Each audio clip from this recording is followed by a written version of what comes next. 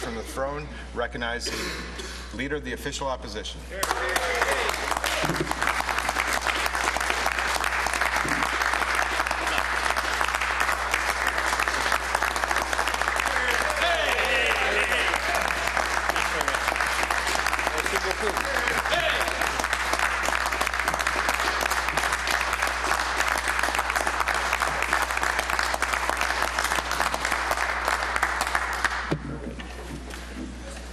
Thank you very much. Mr. Speaker, it is a great honour to rise today as Leader of Her Majesty's loyal opposition to offer our reply to the government speech from the throne.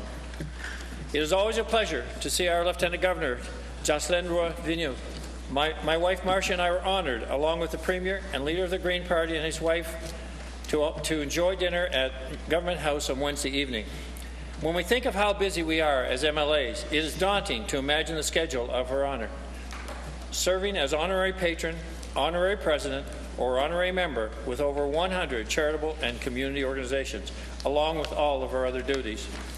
Before I delve further into my reply to the government's message, there are several acknowledgements I want to make. Mr. Speaker, the official opposition respects your duties here in the People's House and in the office of the Legislative Assembly. I also want to highlight your participation this September in the Sears National Kids Cancer Ride. I know how deeply personal this cause is for you, and I know all of my colleagues join me in offering congratulations.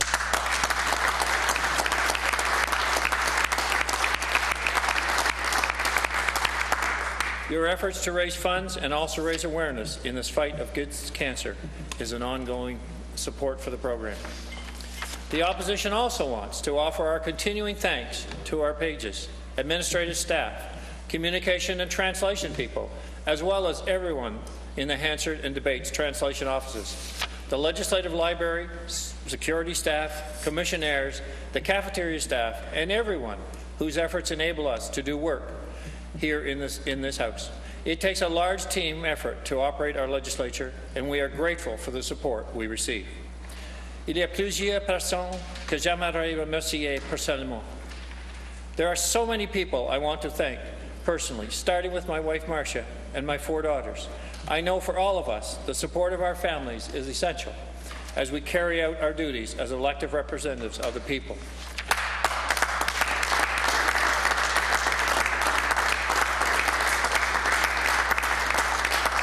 My daughters are all grown up, and they have all left the province to find opportunities and build their lives. When New Brunswick parents and grandparents tell me how they wish there were more jobs to keep our young people home and close to us, I can understand. I am in the same situation. I want to thank Therese, my assistant in the riding office in Quispamsis, who keeps my schedule organized and on track, along with the citizens of our friendly community, who continue to show me their support and encouragement.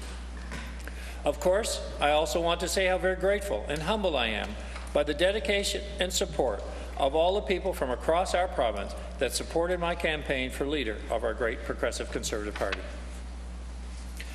Je suis reconnaissant et très touché du dévouement et de l'appui des gens de notre province qui m'ont appuyé pendant ma campagne de leadership de notre parti. New Brunswick's lost many outstanding citizens over the summer, and I want to mention just a few names. Names familiar to everyone in our legislature. We said farewell to my colleague Doc Parrott, Renee Pepsi-Landry, Elsie Wayne, and just this week, Dr. Daniel O'Brien, Order of New Brunswick and Order of Canada and former president of St. Thomas University. We offer our condolences to their families and to all of those who love them. Their legacy of public service will continue to inspire our generations and generations to come. I want to also highlight the humanitarian efforts of Woodstock area nurses Kathy Davies and Rachel Blackier and Dr. Heather Dow, who rushed in and provided care to the people in Haiti in the deadly aftermath of Hurricane Matthew.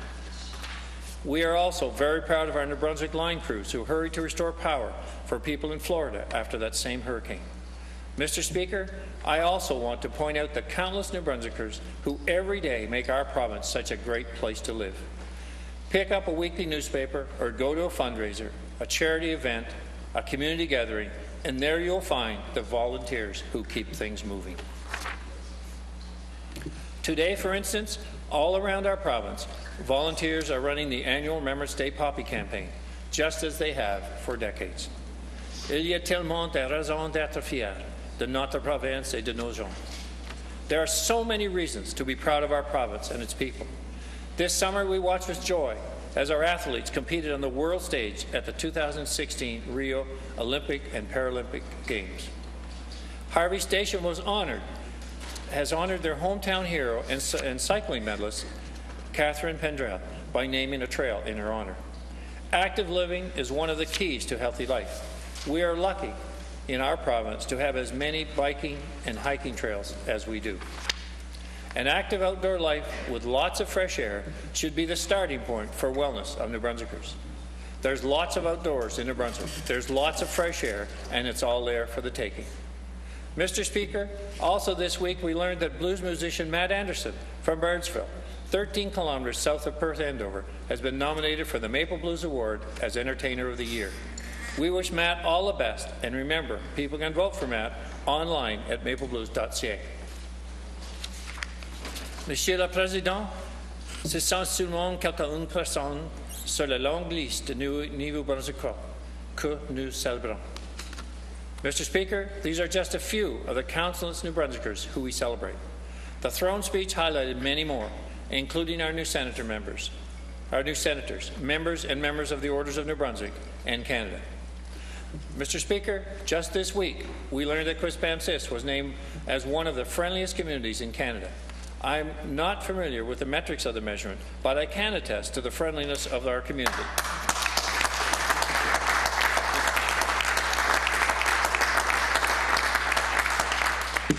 And I'm glad for the attention it brings to our province. Along with Quispamsis, Grand Falls, and Bathurst were also named, and I know their MLAs are filled with hometown pride as well.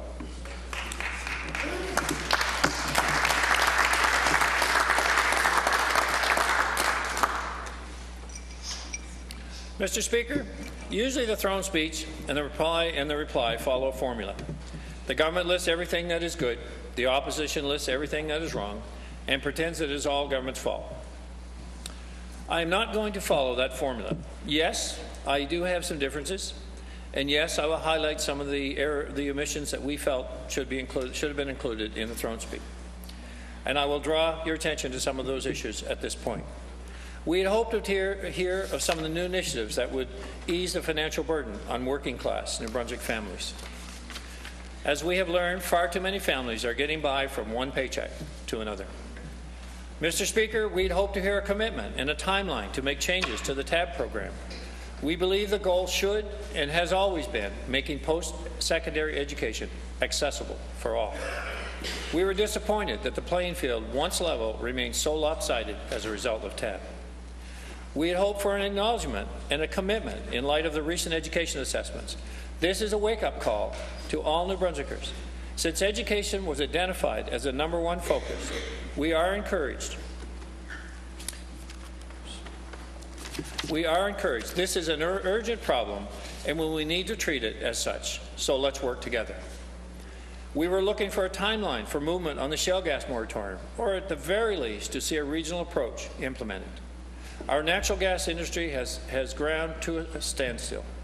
There are those who are overjoyed at its demise, but at the same time, there are those who are moving away from New Brunswick in search of opportunity. Without a long-term view on growing our economy, we will never reach a consensus on resource development. I want to add that natural gas has allowed the United States to lower their emissions by transitioning from higher emission fuels like coal and heavy oil. The safe and environmentally responsible development of our own natural resources would achieve the same here in New Brunswick.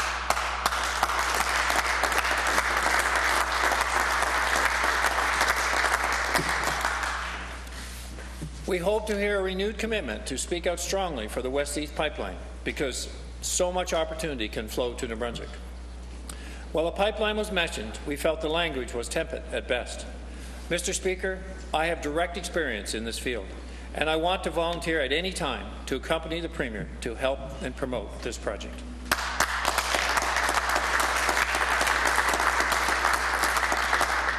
We've been hoping to hear some commitment to accountability and recognition of the importance of the work of our Auditor General.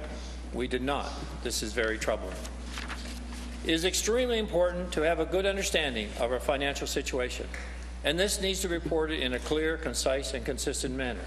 We cannot forget that in the first 2 years of the Premier Gallant's administration, the net debt has increased a staggering $2 billion, from the $11.7 billion in 2014 to $13.7 billion in 2016, or 17%, marking the greatest year-over-year increase in the net debt in New Brunswick history. The opposition was hoping for more acknowledgements of the opportunities identified by the Climate Change Committee beyond the focus of a carbon tax and spend. Here again, we were disappointed. I want to recognize and thank all members on the committee, particularly our PC MLAs from Albert and Ormocto-Lincoln, who pushed for the protection of our citizens from the Trudeau ultimatum on carbon pricing.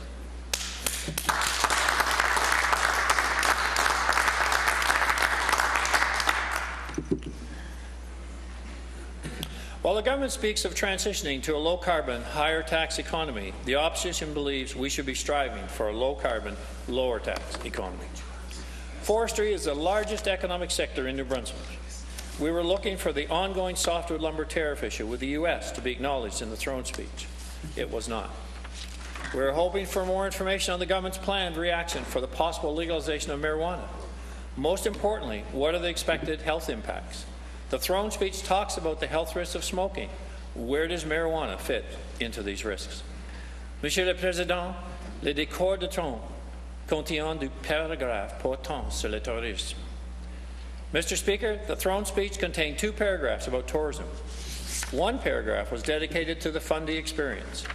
In that paragraph, there's one line that confuses and confounds many.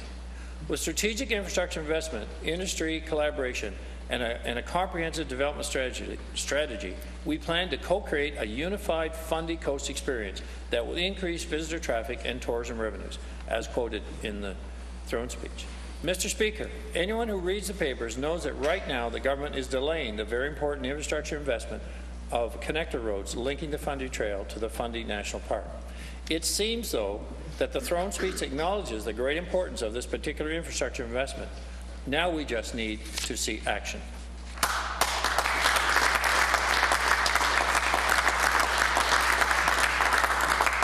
Mr. Speaker, the throne speech spoke at some length about immigration numbers.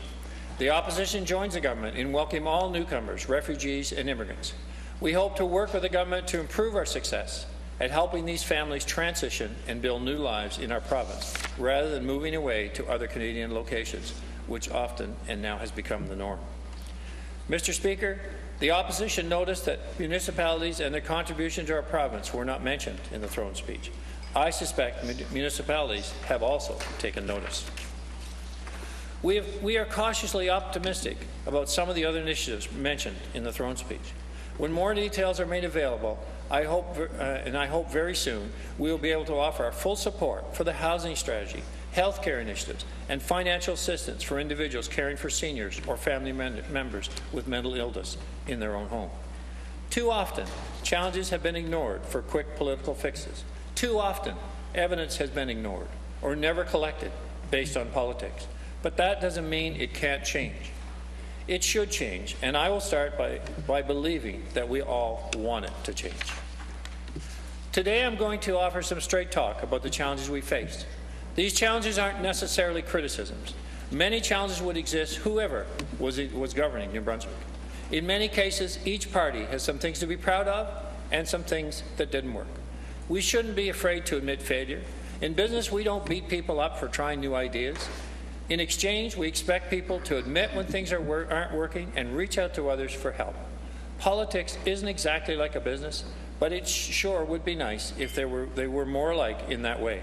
More straight talk about how things can work or be better, and less blame.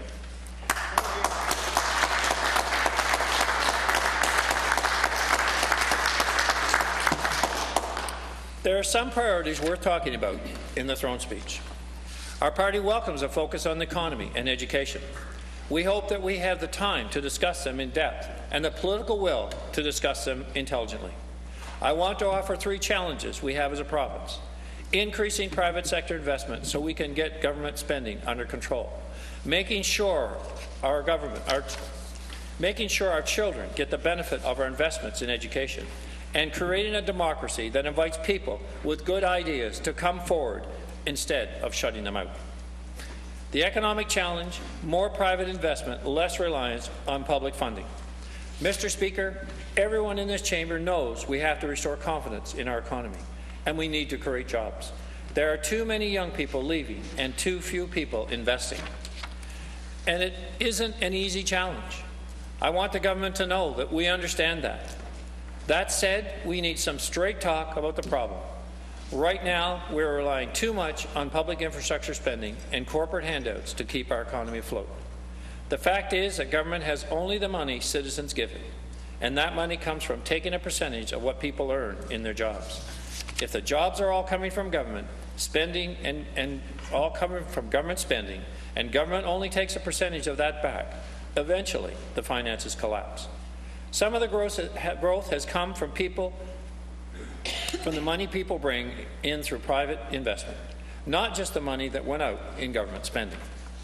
We on this side have proposed accelerating the resource economy in a responsible way. We would support an open discussion about how to manage the risk and pursue the rewards and jobs we need. And surely there are other ways to spur investment as well. In many cases, right now, government is using subsidies to attract business, where other jurisdictions are relying on affordable taxes, strong support networks for entrepreneurs, good investor networks, and stable and predictable government policy. We need some private money that didn't come because we handed out public money.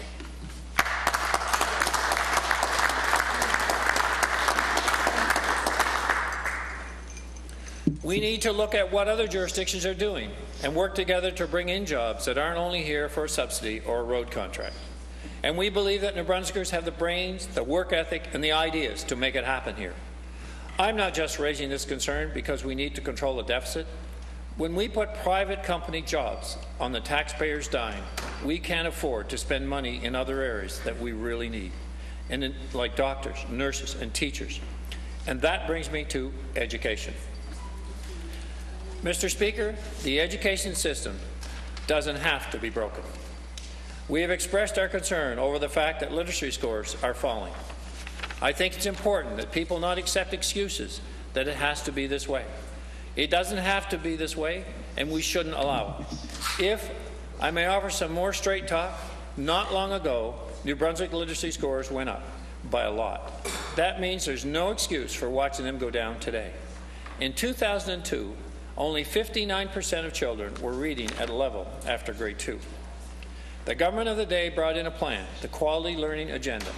4 years later, 76% of the children were reading the way they ought to be.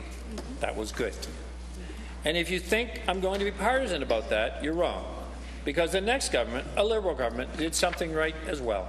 They didn't come in and scrap the whole thing. They kept some things, like publishing results and adding technology to the classroom, that started under the Conservatives, and they added some other good ideas, like community schools and innovation funding. And 3 years later, 84% of the children were reading after grade 2. We even got out of the last place on national assessments. Just this week, Prince Charles School in St. John announced that they had a 100% literacy rate. That was a school that was part of a community government project.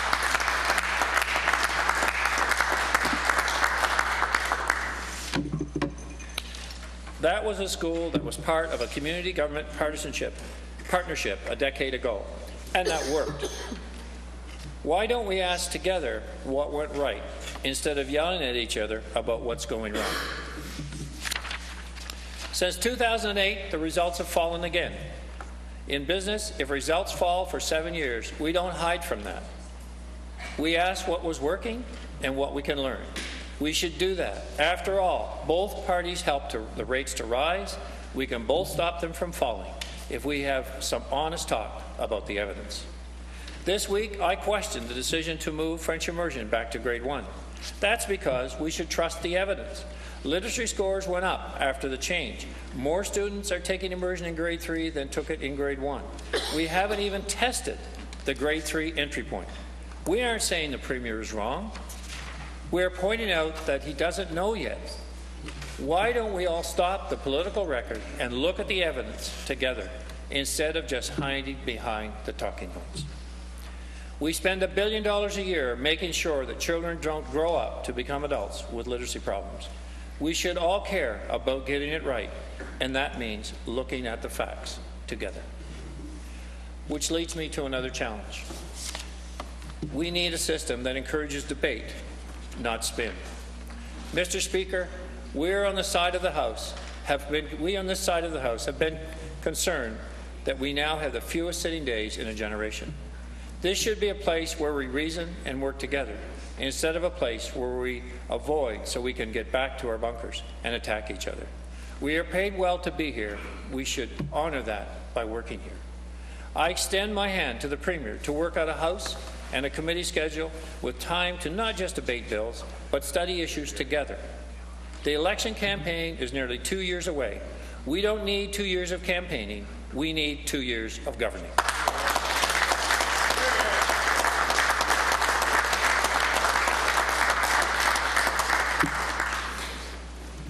Governing should include all 49 elected members working together.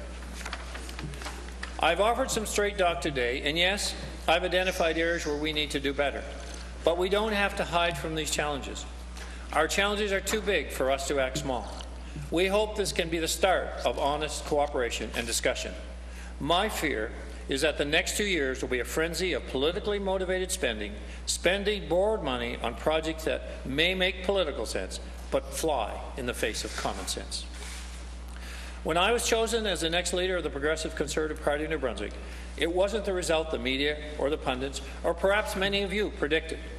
Hundreds of New Brunswickers, however, many who had never been politically active before, were involved. They joined the party because they wanted straight talk. They wanted solutions that put the province first and politics second. That grassroots support was a response to a common sense platform. I committed to insisting on accountability, fostering engagement, and putting my experience in business and in government to work for New Brunswickers, no matter where they live or what language they speak. Province first means decisions that benefit the province in its entirety, not just enough ridings to form a majority government. You've heard me say this before. I believe we must set lofty goals for ourselves and our province. The night I won the leadership, I indicated my goal is to learn French by the next election. New Brunswickers should be able to speak with their Premier in their own language, and I will work to honour that principle. For me, that's a lofty goal. We must do the same for our province. I believe we must set goals high enough that we're all inspired to act towards achieving them, no matter what party we belong to. I believe we must set goals important enough that we will commit to giving the experts the time they need to accomplish them, and not just set a 4-year egg timer that goes off before each election cycle ramps up. Premier Gallant,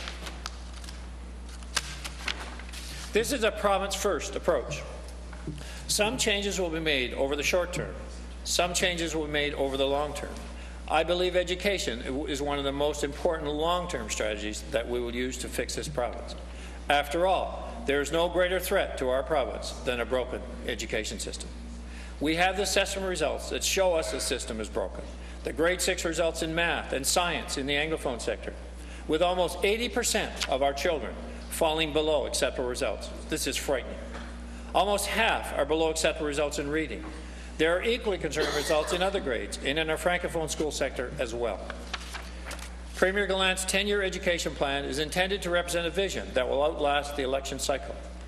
It includes a bipartisan call to action for cooperation, exactly what I am suggesting to the Premier that we do right now. This could be a good start if we legitimately sit down and develop a long-term view. But I do have some constructive comments that I need to share with you, because this is our chance to get it right.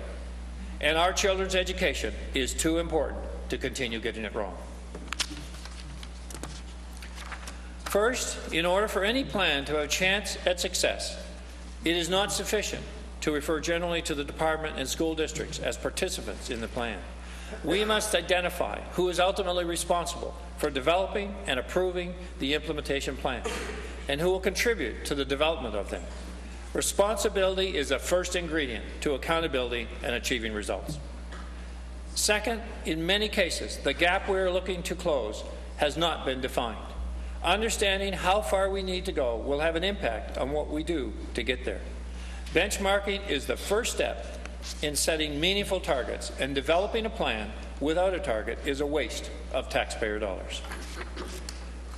Third, most deliverable dates and milestones have not been scheduled. We need to know when our benchmarking will be complete, and based on that information, when the first year's implementation plans will be ready for review.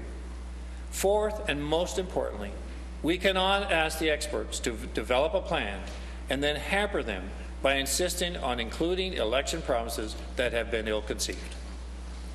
This hamstrings the team right out of the gate. It erases true ownership and therefore all accountability from the team before we have even started. And without accountability, the plan is doomed. Let's not make this error. Let the data do the talking. Listen to our educators. Wait until the first grade 3 classes can be properly assessed. Then use that information to ensure the right decisions are made. Accountability is critical, not just to the education plan, but to all of the work that needs to be done in this province. We have to improve on all fronts, and an engaged public service is the only way we can do this. The people working in the system must never be afraid to ask basic questions. Is what we are doing working? Are tax dollars delivering the results we deserve? Are we using our tax dollars to get the strongest economy or the best public services? Our public service employees must be empowered to do the right thing for the province. After all, we share the same goals for New Brunswick: better education, better health and aging care, an improved economy, and so many others. Let's start doing politics differently right now. There is indeed a sense of urgency in this province. I have a challenge for my colleagues across the floor. Set aside your grade 1 immersion promise and make the next decision based on facts, not politics. In the months ahead, I will show people that there is really another way to do politics, not through slogans and photo ops, but by inviting people to work together for the common good. And that means all New Brunswickers.